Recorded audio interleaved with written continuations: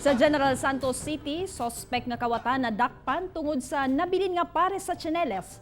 Sa mismong balay nga iya utang kawatan. Si Cyril Chavez alang sa dugang detalye. Tungang gabi ni atong September 12, nahigmata na lang ang usa ka dalaga nga wala na nagpaila alang sa iyang proteksyon nga taga Jensenville Subdivision, Barangay Lagaw. Diyang giaksyon na og bira sa usa ka lalaki ang iyang cellphone.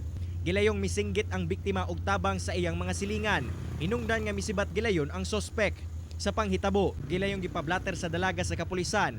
Sa pag-imbestiga sa kapulisan, nakita niini likod sa pultahan ang usa ka piraso sa tsinelas nga nabilin kung asa miagi ang sospek. Considered robbery ito kasi pinasok niya yung bahay. He forcibly opened the door, ang closed door, kaya consider natin na robbery talaga ito. Sa tabang sa mga silingan, namatan ang sospek nga ana lamang sa pikas kalye nga usa lang ang tsinelas ug susama sa pare sa tsinelas nga nabilin sa balay.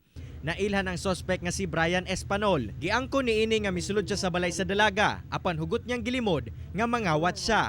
Gigutom lamang kuno siya ni adtong tungura. Gutom lang po. Yung sleeper, yung kanelas sa inyo yon.